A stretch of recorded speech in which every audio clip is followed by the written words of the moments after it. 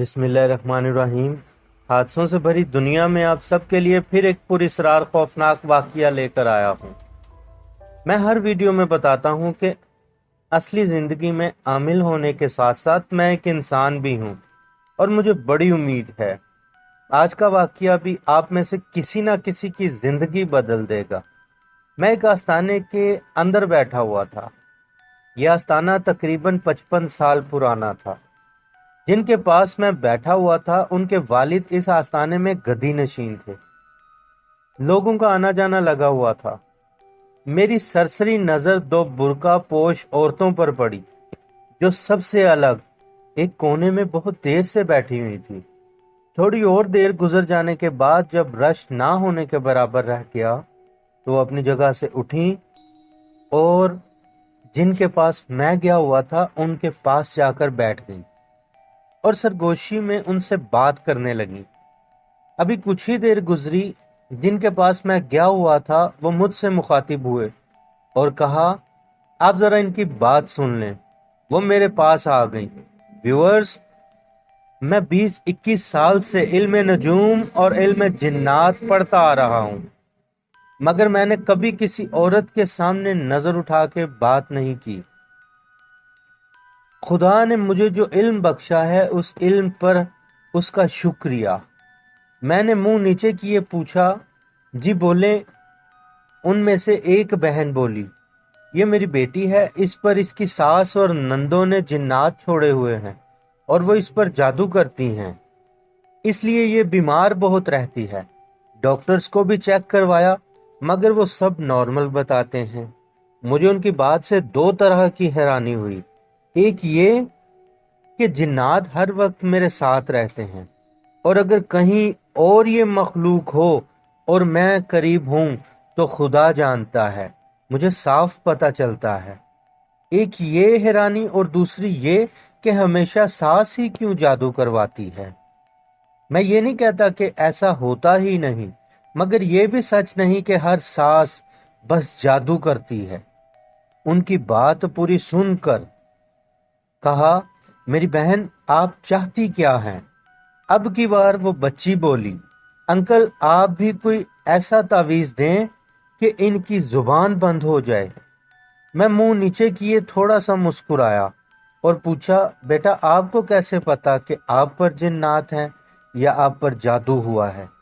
اس بات کے جواب میں فوراً اس لڑکی سے پہلے اس کی ماں بولی، وہ ہم نے ان سے پتہ کروایا ہے۔ ان کا اشارہ جن کے پاس میں آیا تھا ان کی طرف تھا۔ میں خاموش ہو گیا۔ میں نے پھر لڑکی سے پوچھا، بیٹا اپنی نماز پڑھتی ہو؟ اس نے کہا، پہلے پڑھتی تھی، شادی کے بعد نہیں پڑھتی۔ جادو بہت تیز ہے اس لیے شاید مجھ سے نہیں پڑھی جاتی۔ میں بار بار ان دونوں کے منہ سے جادو کا لفظ سن سن کر عجیب محسوس کرنا شروع ہو گیا تھا۔ میں اس بچی کی سستی اور اس کی ماں کی طرفداری جان چکا تھا۔ میں نے خالی صفحہ پکڑ کر اس کو تعویذ کی شکل جیسا بنایا اور اس لڑکی کی طرف بڑھاتے ہوئے پوچھا، بیٹا ایک بات بتا دو، کیا تمہارا شوہر تمہیں پسند ہے؟ اس نے کہا، ہاں وہ مجھے پسند ہے، مگر وہ بھی شادی کے بعد بدلتا جا رہا ہے، ہر وقت پریشان رہتا ہے، مجھ سے بھی ضرورت بھر کی بات کرتا ہے، گھر میں بھی اب کم وقت دیتا ہے، وہ تو ایسا بالکل نہیں تھا۔ اور پھر تھوڑا جھجکتے ہوئے بتایا کہ میری لو میرج ہوئی ہے اور مجھے اس سے بہت پیار ہے۔ میں نے کہا، پھر یہ تعویذ کو 14 دن کے لیے گھر میں جا کر چھپا لو۔ 14 دن ایک وظیفہ ہے جو ہر فجر کے بعد کرنا ہے اور نماز کوئی نہیں چھوڑنی۔ اگر 14 دن یہ عمل ٹھیک ٹھیک کر لیا تو اپنی آنکھوں سے سب جادو ٹوٹتے ہوئے دیکھو گی۔ پوری زندگی کی قیمت 14 دن ہے، سوچ لو، کر لو گی؟ اس لڑکی نے ایک لمحہ سوچے بنا مجھ سے حامی بھر لی، مگر میں نے 2 اور شرطیں رکھی کہ 14 دن اپنی ماں سے فون پر یا ویسے بھی کوئی بات نہیں کرنی۔ وہ جھٹ سے مان گئی۔ اور دوسری شرط، ساس جب بھی کوئی کام کرنے لگے اس سے پہلے وہ کام تم کر لینا۔ پھر وہ دونوں خوشی سے وہاں سے چلی گئیں۔ میں بھی کچھ دیر بعد اپنا کام کر کے واپس آ گیا۔ 14 دن کب گزرے میں تو بھول گیا، مگر ٹھیک 15 دن بعد اس آستانے والوں کی مجھے کال آئی اور مجھے آستانے پر آنے کا کہا۔ میں شام کو آستانے پر گیا تو وہی دونوں ماں بیٹی میرا انتظار کر رہی تھیں۔ وہ انتہائی خوش تھیں۔ لڑکی کی ماں نے مجھے مٹھائی کا ڈبہ دیتے ہوئے کہا، یہ تو معجزہ ہو گیا، اس کا شوہر بھی اب بہت خوش ہے، ساس بھی 1 ہفتے بعد ہی اس سے پیار کرنے لگی، وہ اب اس کو اپنے ساتھ بازار بھی لے کر جاتی ہے۔